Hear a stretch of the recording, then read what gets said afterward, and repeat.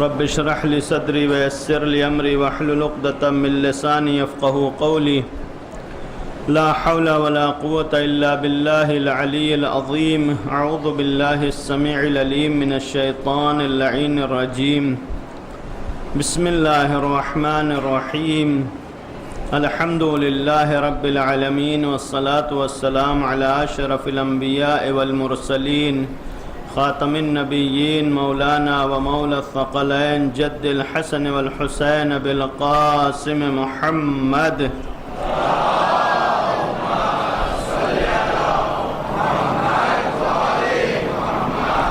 وآله الطيبين الطاهرين المعصومين المظلومين واللعنة الدائمة الباقية على أعدائهم أجمعين من الآن إلى قيام يوم الدين. أما بعد فقد قال الله الحكيم في كتابه الكريم بسم الله الرحمن الرحيم إنا أنزلناه في ليلة القدر وما أدراك ما ليلة القدر ليلة القدر خير من 1000 شهر. صلوات علی محمد و آل محمد.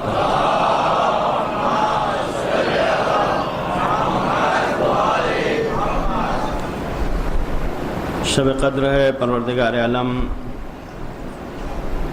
ہمیں توفیق دے کہ ہم شب قدر کو درک کر سکیں اور اس عظیم رات میں کہ جس کو پروردگار عالم نے امت حضرت محمد مصطفیٰ صلی اللہ علیہ وآلہ وسلم کے لیے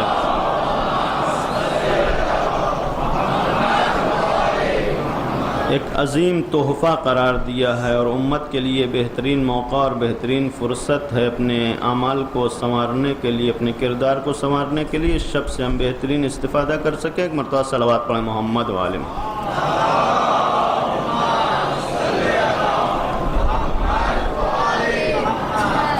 یہ عظیم شب جس کو پروردگار عالم نے شب قدر کہا ہے اور اس کی یہ عظمت بیان فرمائی کہ اس رات میں قرآن کو نازل کیا گیا. چونکہ شب قدر کے حوالے سے ایک گفتگو یہ ہے کہ شب قدر مشخص نہیں کی گئی، معلوم نہیں ہے کہ شب قدر کون سی رات ہے. پہلی ماہ رمضان کی رات، 19ویں ماہ مبارک رمضان کی رات، 21ویں ماہ مبارک کی رات اور 23ویں ماہ مبارک کی رات اور 27ویں ماہ مبارک کی رات. یہ تمام وہ راتیں ہیں کہ جن میں احتمال پایا جاتا ہے کہ یہ شب قدر ہوں، اور یہ اس خصوصی احتمال کے علاوہ تمام ماہ مبارک رمضان کی تمام شبوں میں یہ احتمال ہے کہ یہ رات شب قدر ہو. اور شب قدر کے درک کرنے کی اہمیت اور عظمت کے حوالے سے ایک سیرت بیان کر دیں کہ کتنی اہمیت ہے شب قدر کے ادراک کی کہ انسان شب قدر درک کرے. شہید ثانی رضوان اللہ تعالی علیہ کے لیے لکھا گیا ہے کہ شہید ثانی علیہ الرحمہ پورے ماہ مبارک رمضان کی تمام راتوں میں احیا کرتے تھے، جاگتے رہتے تھے تاکہ ماہ مبارک رمضان کی جو بھی رات شب قدر ہو اس میں وہ شب قدر کو درک کر لیں. شب قدر کے درک کا مفہوم بھی بس اتنا ہے کہ انسان رات کے اس وقت میں، یعنی جو رات شب قدر ہو اس میں جاگتا رہے. یہ کم سے کم ذمہ داری ہے. اب اس میں انسان اپنے اعمال کو کتنا بڑھا سکتا ہے، کتنے بہتر سے بہتر اعمال کر سکتا ہے، اس کے لیے صرف ایک نمونہ پیش کر دیں کہ ماہ مبارک رمضان مکمل عبادت کا مہینہ ہے کہ جس میں عبادتوں کو درجات عطا کیے گئے ہیں، یعنی عبادتوں کو ایک خاص فضیلت دی گئی ہے کہ دیگر مہینوں میں جو عبادتوں کی جزا اور جو عبادتوں کا ثواب رکھا گیا ہے ان کے مقابلے میں اس مہینے میں 1000 برابر، 10 برابر، 20 برابر، 2 برابر ہر طریقے کا تذکرہ پایا جاتا ہے. 70 برابر مثلا قرآن مجید کی تلاوت کے لیے کہ ایک آیت کی تلاوت کا ثواب پورے قرآن کے آیات کی تلاوت کے ثواب کے برابر ہے. یعنی ایک آیت کہاں و کہاں 6500 آیتیں، یعنی ایک ثواب کی جگہ 6500 ثواب پروردگار عالم عطا کرنے والا ہے. ماہ مبارک رمضان کی وہ تمام فضیلتیں جو اس مہینے کے لیے بیان کی گئی، اس کے ساتھ ساتھ یہ بیان کیا کہ شب قدر، لیلۃ القدر قلب ماہ رمضان، ماہ مبارک رمضان کا دل ہے۔ اور اس کے بعد پھر ماہ مبارک رمضان کے جب فضائل بیان کیے پیغمبر اکرم صلی اللہ علیہ وآلہ وسلم نے،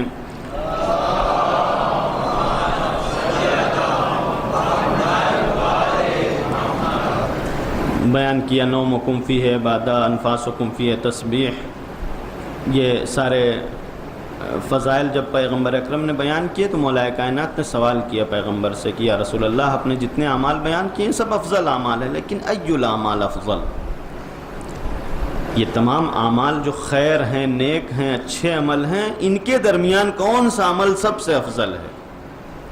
پیغمبر نے فرمایا کہ الورع عن محارم اللہ، حرام چیزوں سے پرہیز کرنا یہ سب سے بہترین عمل ہے۔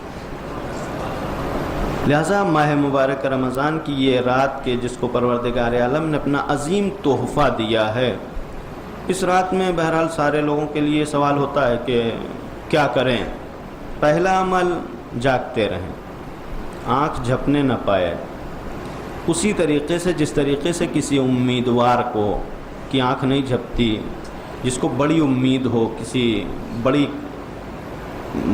اجرت ملنے والی ہو، کوئی بڑا مرحلہ اس کے سامنے ہو، بڑا مومنٹ ہو اس کے سامنے، تو اس انسان کی کیسے انتظار سے آنکھیں کھلی رہتی ہیں کہ انتظار کہ وہ وقت آئے کہ جب ہمیں یہ اجر حاصل ہونے والا ہو۔ پروردگار عالم کریم ہے، پروردگار عالم، حتیٰ بعض لوگ ایک سوال کرتے ہیں کہ ائمہ علیہ الصلوۃ والسلام نے ایک بہت ہی واضح طریقے سے یہ بیان کیا کہ لیلۃ القدر کو تم نہیں جان سکتے کہ کیا ہے، لیکن بعض لوگوں کی ایک عجیب فکر ہوتی ہے، ائمہ کے زمانے میں بھی تھے، آج بھی ایک ہی مشخص یہ بتا دیں کہ 12:03 پہ لیلۃ القدر ہوگا تو ہم اسی کو درک کر لیں، نہیں، یعنی پروردگار عالم نے اعمال کے جذبہ عمل پیدا کرنے کے لیے اور تمہارے جذبے کو آزمانے کے لیے یہ مرحلہ رکھا ہے، لہذا آزمائش اچھی دو، امتحان اچھا دو۔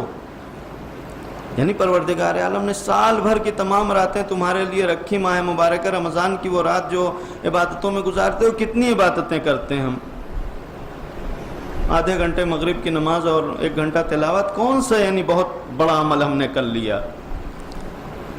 اس کے بعد پھر کیا ضرورت ہے کہ ہم بہت ایک بالکل پوائنٹ ٹائم کہ وہ نقطہ رات کا کون سا حصہ ہے کہ جس وقت شب قدر کا گزر یہاں سے ہونے والا ہے تو ہم اس کو بیان کر دیں، اور اس کو نہیں۔ ائمہ علیہ الصلوۃ والسلام نے 2 مرحلے ہیں، اس کو یہیں پر بیان کر دیں پہلے کہ ائمہ علیہ الصلوۃ والسلام نے جب لوگوں نے بہت اصرار کیا، امام جعفر صادق علیہ الصلوۃ والسلام نے فرمایا کہ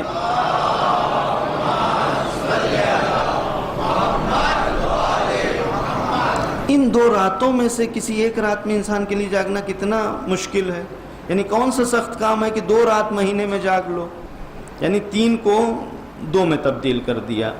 اب بسا اوقات یہ آدمی سوال کرتا ہے تو کیا ائمہ علیہ الصلوۃ والسلام کو معلوم تھا یا نہیں؟ امام محمد باقر علیہ الصلوۃ والسلام نے سے کسی نے پوچھا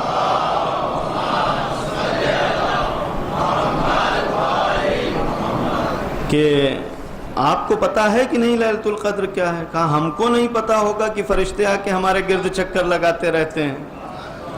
یعنی شب قدر کو ائمہ پہچانتے ہیں، اس لیے شب قدر کی ایک علامت یہ بیان کی گئی، تنزل الملائکۃ والروح، کہ ملائکہ نازل ہوتے ہیں، روح نازل ہوتی ہے۔ کہاں نازل ہوتی ہے؟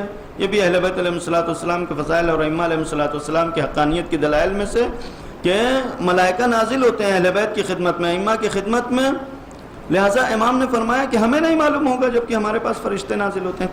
تو پہلا نقطہ یہ کہ امام کو معلوم تھا، امت کو نہیں بتانا تھا، لہٰذا امام نے اپنے علم کو محفوظ رکھا اور امت کو نہیں بتایا۔ کس لیے؟ تاکہ اپنے جذبہ عمل کا امتحان دو، دیکھیں کہ آتے ہو کہ نہیں۔ اور اس کے بعد پھر آپ دیکھیں کہ امام کے چاہنے والوں کا کیا کردار کہ نہ 2 راتیں، یعنی امام جعفر صادق علیہ الصلوۃ والسلام نے گویا کہا کہ 2 راتوں میں سے کسی ایک رات میں، یعنی انہی 2 میں سے ایک ہے تو کم سے کم 2 راتیں جاگ لو کہ معلوم ہو جائے کہ شب قدر درک کر لیا ہے۔ امام کے چاہنے والوں کا جذبہ دیکھیں کہ یہ شہید ثانی رضوان اللہ تعالی علیہ کی سیرت، مکمل ماہ رمضان کو احیا کرتے ہیں، جاگتے رہتے ہیں تاکہ اس رات کو درک کر سکیں۔ یعنی جو کم ہمت لوگ ہوتے ہیں، امام جعفر صادق علیہ السلام کا نسخہ ان کے لیے ہے، جو بلند ہمت ہیں وہ اپنی ہمت کو شہید ثانی رضوان اللہ تعالی علیہ کی طرح دکھاتے ہیں۔ لہٰذا یہ رات کہ جس کو پروردگار عالم نے کہا کہ لیلۃ القدر ہے، جو علماء تفسیر نے بیان کیا کہ لیلۃ القدر بہرحال ایک رات ہے کوئی، یہ رات کہاں ہے؟ قرآن مجید کی 3 آیت سے استدلال کیا کہ یہ رات ماہ مبارک رمضان ہی میں ہے، اس لیے کہ قرآن مجید کی سورہ بقرہ کی وہ آیات جس میں قرآن مجید کے نزول کا ذکر کیا گیا، وہاں پروردگار عالم نے اعلان فرمایا کہ شہر رمضان الذی انزل فیہ القرآن، ماہ مبارک رمضان ہی وہ مہینہ ہے کہ جس میں قرآن نازل کیا گیا۔ اس آیت میں سورہ قدر کی آیت میں پروردگار عالم نے اعلان فرمایا کہ انا انزلناہ فی لیلۃ القدر، ہم نے قرآن کو لیلۃ القدر میں نازل کیا۔ اس کا مطلب یہ ہے کہ لیلۃ القدر اسی ماہ مبارک رمضان کی راتوں میں سے ایک رات ہے۔ اور تیسری آیت یہ کہ یہ رات بہت مبارک رات ہے، انا انزلناہ فی لیلۃ مبارکہ، ہم نے اس قرآن کو ایک مبارک رات میں نازل کیا ہے۔ یعنی نزول قرآن ماہ مبارک رمضان میں ہے اور کسی رات میں ہے، اس لیے کہ لیل کا ذکر ہے، دن نہیں ہے۔ اب اس کے بعد پھر انسان اپنی ذمہ داری کو ادا کرے کہ یہ رات جو گویا پیغمبر اکرم کے لیے عظیم تحفہ ہے، اور وہ روایت جو آپ کی خدمت میں بیان کیا کہ پیغمبر نے دیکھا کہ وہ دشمن بنی امیہ کے افراد منبر پر چڑھ اتر رہے ہیں، پیغمبر کو ملال ہوا، لہٰذا پیغمبر اکرم کو یہ بشارت دی گئی کہ اس کے مقابلے میں ہم نے آپ کو ایسی رات دی ہے جو 1000 راتوں سے 1000 مہینے سے افضل ہے، 1000 مہینے سے بہتر ہے۔ آپ کاؤنٹ کریں انسان کی زندگی کتنی ہوتی ہے، آج ایک 70-80 سال کی زندگی ہے انسان کی، 1000 مہینے تقریباً 83 سال 4 مہینے ہوتے ہیں۔ اور اس 70-80 سال کی زندگی میں انسان کے اوپر جو اطاعت واجب ہے، پروردگار عالم کے اطاعت کے وجوب کا مرحلہ شروع ہوتا ہے بلوغ سے، 15 سال اور کم کرتے ہیں، یعنی ایک 70 سال یا 65 سال کی عمر کل ہے انسان کی۔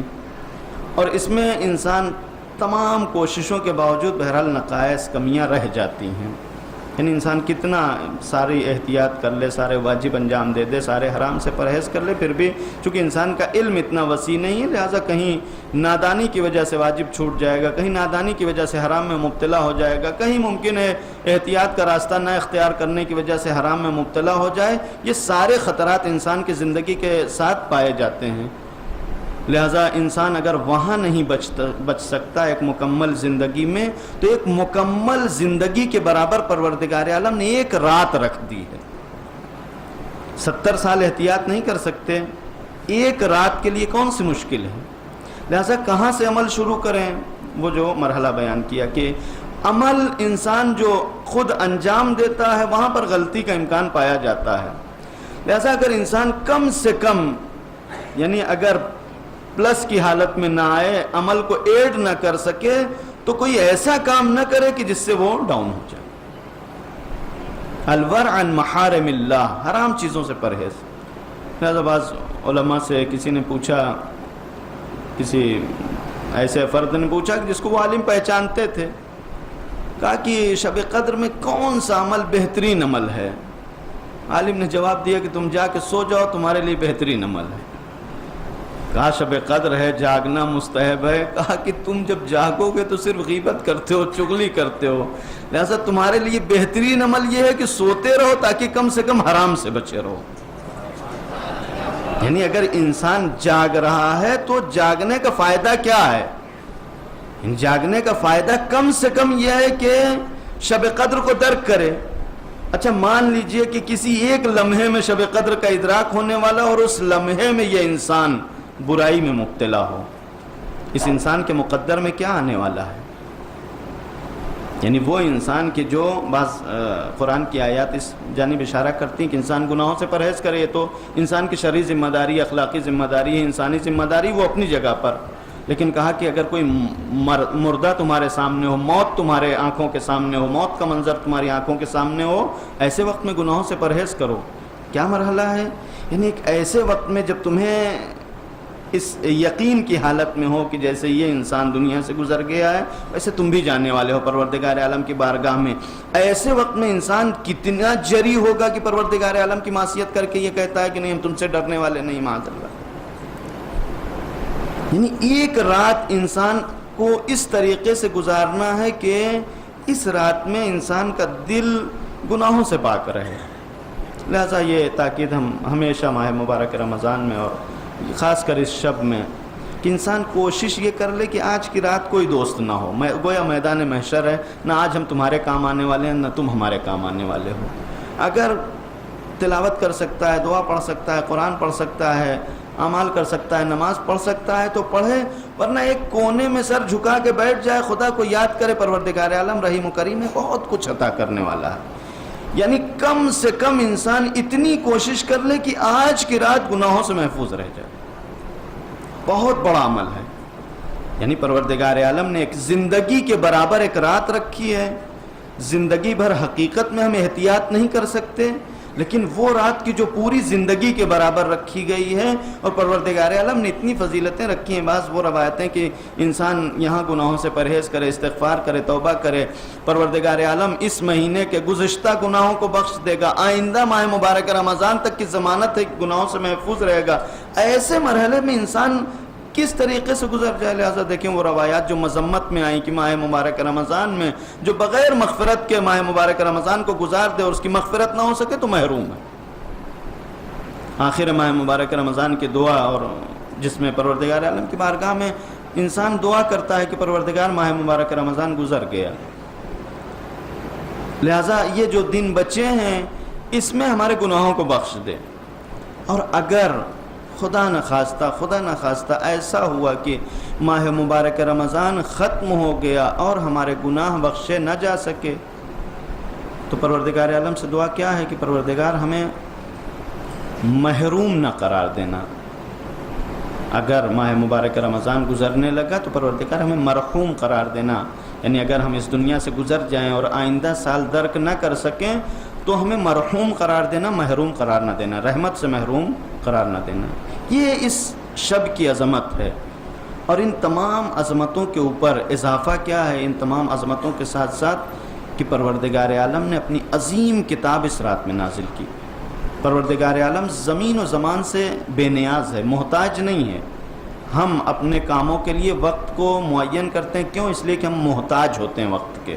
پروردگار عالم کو ضرورت نہیں ہے وقت کی. لیکن وہ پروردگار اگر کسی وقت کا انتخاب کرتا ہے تو اس کا مطلب یہ ہے کہ اس وقت میں کوئی اہمیت اور فضیلت پائی جاتی ہے. پروردگار عالم نے آج کی رات کو، لیلۃ القدر کو، شب قدر کو نزول قرآن کے لیے انتخاب کیا. قرآن کیسی کتاب ہے؟ قرآن مجید وہ کتاب ہے کہ جو پروردگار عالم نے اپنے آخری پیغمبر کے اوپر نازل کی، اور ایسی کتاب جو انسانوں کی ہدایت کے لیے قیامت تک کے لیے کافی ہے. یعنی ایک ایسی کتاب جو قیامت تک انسان کی ہدایت کے لیے کافی ہے، پروردگار عالم نے اس شب میں نازل کی. کہاں؟ اس قلب مبارک پر کہ جس قلب کی عظمت اور جس قلب کی مضبوطی کا ہم اندازہ نہیں لگا سکتے. یعنی پروردگار عالم نے اس کتاب کو شب قدر میں، زمانہ کیا ہے، وقت کون سا ہے؟ شب قدر. مکان کیا ہے؟ قلب پیغمبر صلی اللہ علیہ وآلہ وسلم.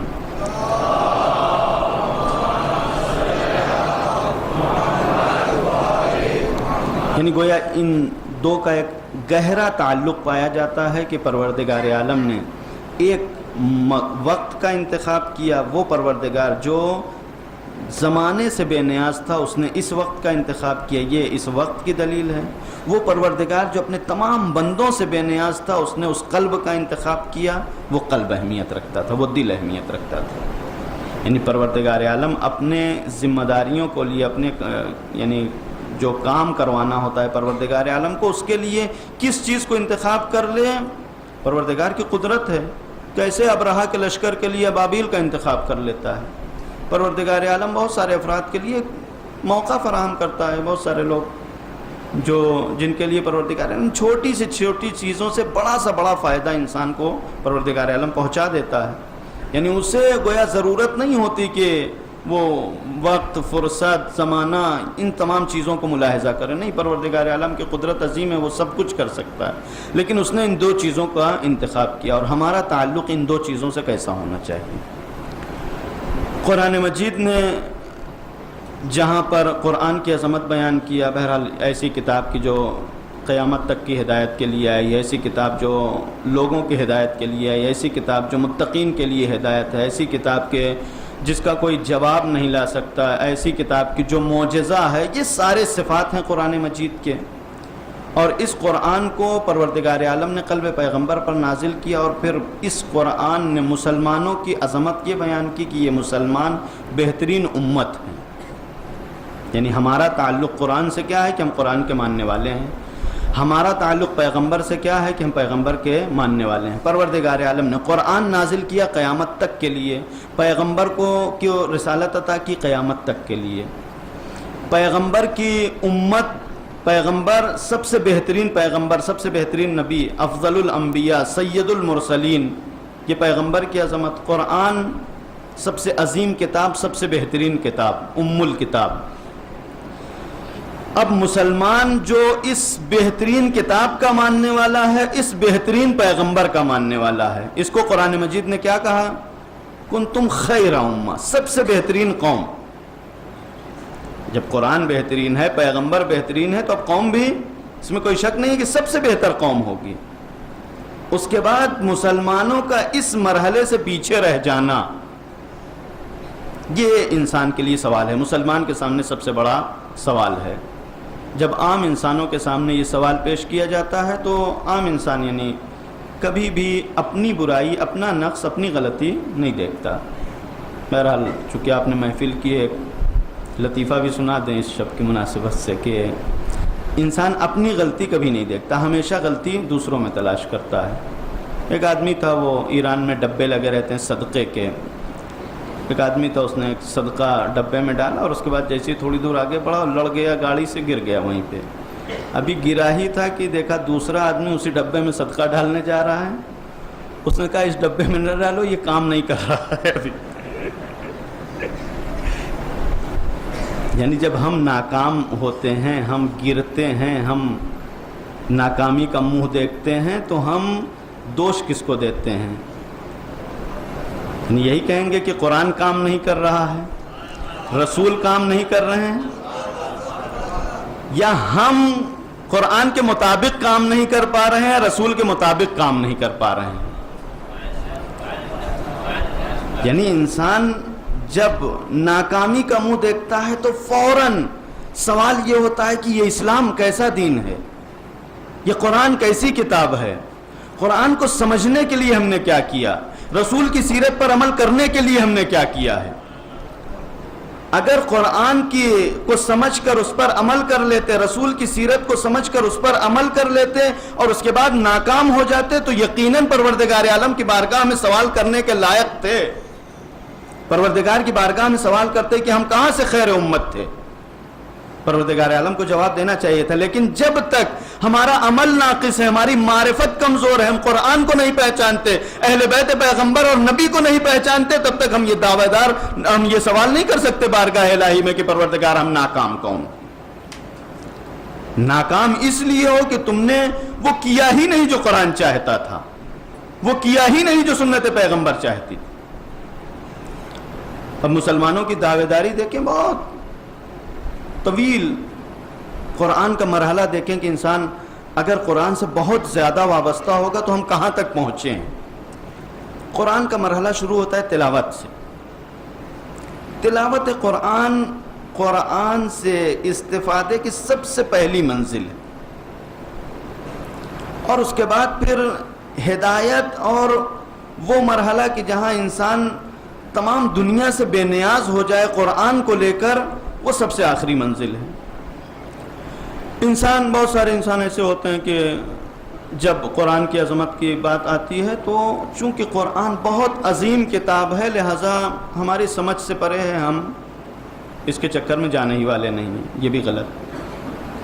ایک انسان یہ ہوتا ہے کہ نہیں، قرآن صرف عمل کی کتاب ہے لہٰذا تلاوت کا کوئی فائدہ نہیں ہے. اچھا اگر تلاوت کرنا ہو تو ترجمے کے ساتھ ہونی چاہیے، ورنہ تلاوت کا کوئی فائدہ نہیں ہے. ترجمہ تفسیر کے ساتھ ہونا چاہیے، ورنہ ترجمے کا کوئی فائدہ نہیں ہے. تفسیر عمل کے ساتھ ہونا چاہیے، ورنہ تفسیر کا کوئی فائدہ نہیں ہے. انسان انہی سب مرحلے میں الجھا ہوا نہ تلاوت کرتا ہے نہ اس مرحلے تک پہنچ سکتا ہے. یعنی کوئی انسان 4 زینے بنائے جائیں اوپر چڑھنے کے لیے، اور اس کے بعد اس سے کہا جائے کہ اس کے اوپر چڑھو، کہے کہ نہیں دیکھو چڑھنا تو اوپر ہے، لہٰذا پہلے زینے پہ جانے کا کوئی فائدہ نہیں ہے، دوسرے زینے پہ چلنے کا کوئی فائدہ نہیں ہے، تیسرے زینے پہ کھڑے ہونے کا کوئی فائدہ نہیں، ہم کو ڈائریکٹ اوپر. یہ ممکن نہیں ہے کہ انسان شروع کہاں سے کرنا ہے؟ تلاوت. آپ دیکھیں کہ جو ایک خاص لگاؤ ہے قرآن سے، یعنی عمل وہ بات کا مرحلہ ہے، لگاؤ شروع ہوتا ہے تلاوت سے. یہ بات شاید آپ کی خدمت میں پہلے بھی عرض کیا ہے کہ قرآن کے ہدایت کا مرحلہ وہ ہے کہ ہم آپ کے بس کی بات نہیں ہے کہ ہم قرآن سے ہدایت حاصل کر سکیں. بہرحال قرآن کا ترجمہ پڑھنا، وہ انسان ترجمہ پڑھے اور پڑھ کے جہاں تک سمجھ سکتا ہے، بہرحال یہ پروردگار عالم اس کو جتنی عطا کرے، یعنی جتنی سمجھ دے، جتنا فہم دے، اتنا انسان سمجھے گا. اور پھر لیکن قرآن کو کی سمجھنے کی دعوے داری، یہ وہ مرحلہ ہے کہ جہاں انسان گویا اگر اس منزل تک، اس مقام تک نہیں پہنچ پا رہا ہے کہ جو قرآن نے اس کے لیے رکھا ہے، تو پھر انسان دعوے داری نہ کرے. کہ بہرحال یعنی وقت نہیں ہے، ورنہ سنا دیں. بہرحال ایک صاحب ہمارے بہنوئی روحانی ہیں، مولانا ہیں، ایک دیہات میں گئے. ایک صاحب تھے جن کے لیے مشہور ہے پورے گاؤں میں کہ بہرحال ان کا دماغ پراپر کام نہیں کرتا، لیکن متدین اتنے تھے کہ ہر کام استخارے سے سوچتے تھے، اور حتیٰ انہوں نے استخارہ دیکھ کے اور اپنے دشمن کو ایک بھری بالٹی مار دی. بعد میں ان کو کیس بھی لڑنا پڑا. انہوں نے ہمارے بہنوئی سے فرمایا، کہا کہ مولانا اب تو ہم قرآن دیکھ کے مسئلہ سمجھ لیتے ہیں. انہوں نے جواب دیا، مبارک ہو آپ کو، ہم لوگ 15 سال حوصے میں پڑھ کے ابھی اس مرحلے پہ نہیں پہنچے ہیں. قرآن کو دیکھ کر مسئلہ سمجھ لیتے ہیں. آپ کو پروردگار عالم نے یہ توفیق دے دی کہ قرآن دیکھ کے مسئلہ سمجھ لیتے ہیں، تو بہرحال آپ کے لیے مبارکبادی ہے. یعنی انسان کتنا قرآن کو ہلکا سمجھتا ہو کہ ہم قرآن دیکھ کے مسئلہ سمجھ لیتے ہیں. نہیں، انسان کو سمجھنا چاہیے کہ اتنی عظیم کتاب کی جس کو پروردگار عالم نے 2 مرحلے میں نازل کیا. بعض عرفا کا بیان صرف اشارہ کرتے ہیں کہ پروردگار عالم، یہ سوال بعض لوگ کرتے ہیں کہ قرآن مجید پورے پیغمبر کی مکمل زندگی میں 23 سالہ زندگی میں نازل ہوا، جس کو نزول تدریجی کہتے ہیں. لہٰذا قرآن مجید کا یہ دعویٰ کہ انا انزلناہ فی لیلۃ القدر، ہم نے مکمل قرآن کو لیلۃ القدر میں نازل کیا. اس کی جو توجیحات بیان کی گئیں، بعض لوگوں نے یہ توجیح بیان کیا کہ 2 نزول تھا. ایک مرتبہ پروردگار عالم نے مکمل قرآن قلب پیغمبر پر نازل کیا، اور دوسری مرتبہ اس کو مرحلے وار نازل کیا گیا. بعض عرفا کہتے ہیں کہ نہیں، پیغام الہی کی سنگینی اتنا سخت ہے، اتنا وہ دشوار گزار مرحلہ ہے کہ انسان عادی نہیں ہے، یعنی عام انسان اس کے بس کی بات نہیں کہ پیغام الہی کو تحمل کر سکے. پیغمبر اکرم کے قلب کو آمادہ کیا گیا ہے اس مرحلے میں کہ پروردگار عالم نے لوح محفوظ سے نازل کیا بیت معمور پر، تاکہ قرآن کا وزن ہلکا ہو جائے. ابھی کبھی ہم لوح محفوظ کی گفتگو کرتے ہیں تو اپنے ہاتھ وہاں تک پہنچنے لگتے ہیں، کبھی مٹانے اور لکھنے لگتے ہیں لوح محفوظ پر. نہیں، سوچیں کہ لوح محفوظ کی عظمت یہ تھی کہ وہ قرآن قلب پیغمبر پر نازل ہوتا تو قلب پیغمبر برداشت نہیں کر پاتا. لہٰذا شب قدر میں پروردگار عالم نے قرآن کو لوح محفوظ سے بیت معمور پہ نازل کیا، اور اس کے بعد بیت معمور سے پیغمبر کو ایک ایک آیت کر کے بھیجنا شروع کیا، یا ایک ایک سورہ کر کے بھیجنا شروع. یعنی قرآن کے وزن کو ہلکا کر کے تب قلب پیغمبر پر نازل کیا گیا. لہٰذا اب قرآن کی عظمت کو سمجھیں کہ بعض احادیث نے جو اشارہ کیا، انما یعرف القرآن من خوطب بہ، جن سے مخاطب کیا گیا وہ پہچانتے ہیں قرآن کو. قرآن مجید میں بہت ساری آیات ہمارے لیے بھی ہیں، لیکن بہت ساری آیات وہ ہیں کہ جو ہمارے اوپر ان پروردگار عالم نے قلب پیغمبر پر نازل کیوں کیا؟ اگر ہمارے ہی لیے نازل کرنا تھا تو جناب موسیٰ کی طرح تختیاں بھیجتا اور تختیاں ہمارے پاس آتی. یعنی قلب پیغمبر کا انتخاب اسی وجہ سے کیا گیا ہے کہ یہ سنگین ہے. تم نہیں برداشت کر سکتے. لو انزلنا هذا القرآن على جبل لرأيته خاشعا متصدعا من خشیۃ اللہ. پہاڑ جیسی سخت اور پہاڑ جیسی مضبوط وجود قرآن کی سنگینی کو برداشت نہیں کر سکتا، بلکہ ہبا منصورہ یعنی ریزے ریزے ہو جاتا. پہاڑ سنگینی کو برداشت نہیں کر سکتا، یہ عام انسان کے بس کی بات نہیں. لہذا قلب پیغمبر کا انتخاب کیا تاکہ قرآن کا وہ وزن ہلکا ہو سکے، اور اس کے بعد پھر ہم جس قرآن کو سمجھیں وہ پیغمبر اکرم کا عطا کردہ قرآن ہو. پروردگار عالم نے امین بنایا پیغمبر کو، اسی طریقے سے ہمارے درمیان پہنچایا جس طریقے سے پروردگار عالم نے نازل کیا تھا. لیکن قرآن کے معانی کا آشکار ہونا، معانی کا واضح ہونا، معانی بہت واضح ہیں. جو الفاظ پروردگار عالم نے استعمال کیے بہت واضح الفاظ، یعنی یہ نہیں ہو سکتا کہ قرآن مجید میں ایسے الفاظ استعمال کیے جائیں جن کے معانی سمجھ سے باہر ہوں. نہیں، معنی اور الفاظ کی حد تک پروردگار عالم نے اس قرآن کو مبین قرار دیا ہے، لیکن مفاہیم قرآن وہ سخت ترین مفاہیم ہے کہ جو ہر انسان کے ذہن میں نہیں آ سکتے بغیر معصوم کے بیان کے. لہٰذا ایسے مرحلے میں ہم غیر معصوم کو بھی سہارا نہیں لے سکتے. یعنی اگر کہیں اس طریقے کا مرحلہ آ جائے کہ ابن عباس کی تفسیر ہو اور مولا کائنات کی تفسیر ہو، تو ہم ابن عباس جیسے مفسر کی تفسیر کو کنارے ڈال دیں گے، علی کی تفسیر کو قبول کریں گے. وہ روایات آپ سنتے رہتے ہیں. امام جعفر صادق علیہ السلام نے پوچھا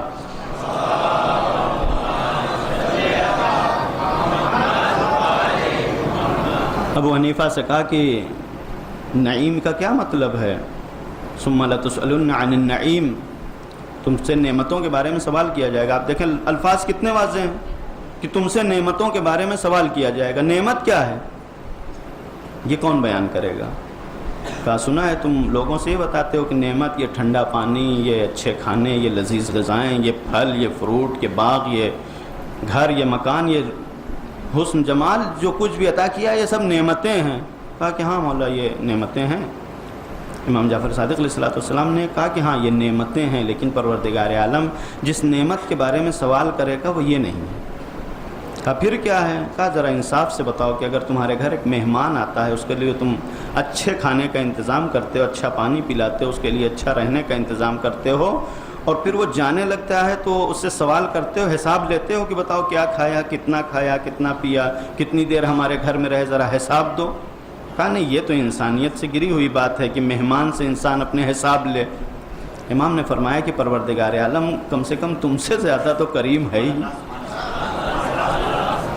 کہ جب تمہیں یہ گوارا نہیں ہے کہ جو جس کو دے دیا اس سے حساب لینا گوارا نہیں کرتے، تو پروردگار عالم نے تو یہ ساری چیزیں انسانوں کے لیے مہیا کر دی، تو پھر حساب کس لیے؟ کہا وہ حساب جس کے بارے میں، وہ نعمت جس کے بارے میں پروردگار عالم لوگوں سے سوال کرنے والا ہے، وہ ہم اہل بیت علیہ السلام کی ولایت.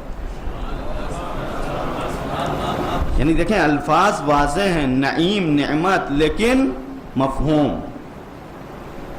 لہذا مثلا یہاں پر آ کے ہم تفسیر کے محتاج ہوتے ہیں، اور قرآن تفسیر کا محتاج ہے. قرآن بغیر تفسیر کے ناقص ہے، یعنی انسان کو وہ بیان نہیں دے سکتا. اور تفسیر بھی کن کے پاس؟ کہ جن کو پروردگار عالم کی جانب سے علم عطا کیا گیا ہے. لہذا امام حسن عسکری علیہ السلام کی یہ روایت آپ کی خدمت میں پیش کرتے ہیں.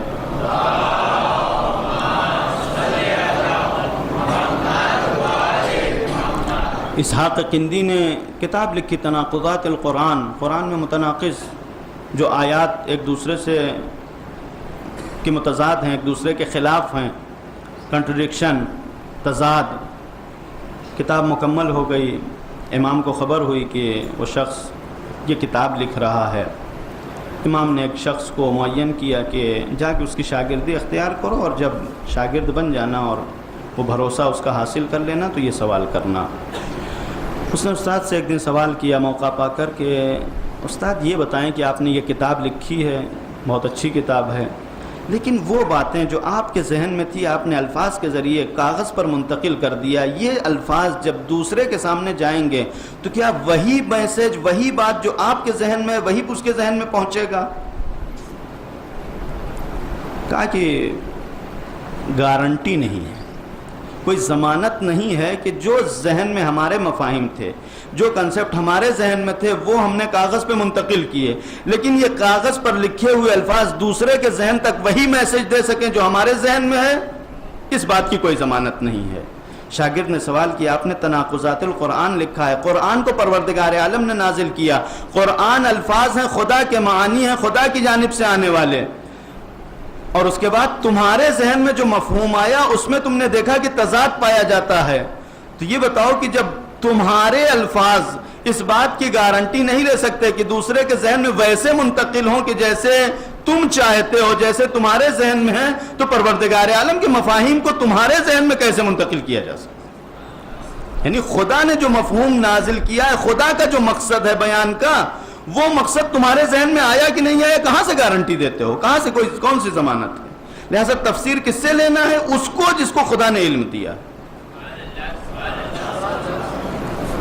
لہذا قرآن کے سمجھنے کا مرحلہ کہاں سے شروع ہوتا ہے؟ تلاوت، جس سے لگاؤ بڑھے، اس کے بعد پھر ترجمہ، اور جہاں پر تفسیر کی ضرورت آ جائے وہاں پر تفسیر، تاکہ انسان کے یہ فہم مکمل ہو۔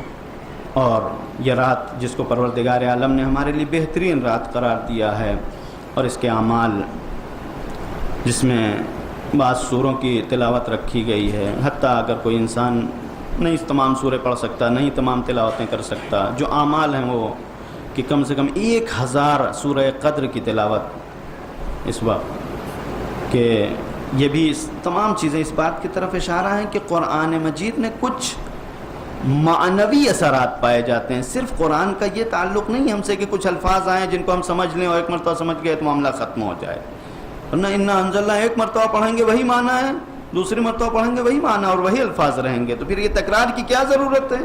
یہ تکرار ہمارے لگاؤ کو بڑھاتا ہے، ہماری وابستگی کو اضافہ کرتا ہے۔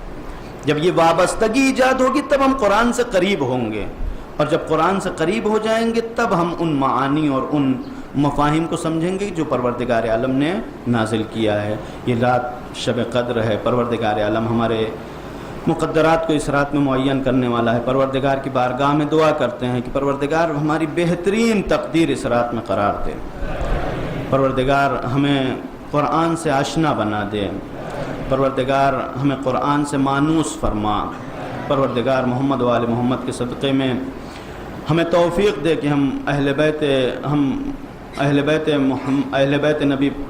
پیغمبر صلی اللہ علیہ وآلہ وسلم کے بہترین پیروکار بن سکیں۔ پروردگار محمد و آل محمد کے صدقے میں ہمیں قرآن کی عظمت، قرآن کی منزلت کو سمجھنے کی توفیق کرامت فرما۔ پروردگار محمد و آل محمد کے صدقے میں ہمیں اس رات میں اعمال صالحہ کی توفیق کرامت فرما۔ پروردگار خاص طور سے اس رات میں محمد و آل محمد کے صدقے میں ہمیں گناہوں سے محفوظ رکھ۔ پروردگار محمد و آل محمد کے صدقے میں ہمارے اس رات کے اعمال جو بہت ہی کم ہیں، بہت ہی قلیل ہیں، پروردگار اپنی رحمت واسعہ سے ان کو قبول فرما۔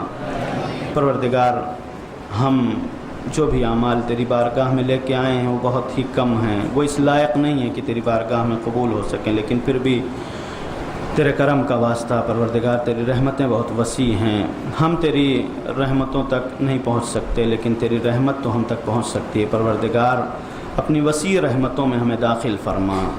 پروردگار جب اس رات میں تمام مقدرات معین ہوں تو مسلمانوں کے لیے امن و امان، آسائش و آرام، چین اور سکون مقدر فرما۔ پروردگار اس رات میں جب اس زمانے کے تقدیر کو معین فرما تو ہمارے امام کے ظہور کو بھی اسی سال مقدر فرما۔ پروردگار محمد و آل محمد کے صدقے میں ہمیں اس لائق بنا دے کہ ہم امام کے اعوان انصار میں شامل ہو سکیں۔ وآخر دعوانا ان الحمد للہ رب العالمین۔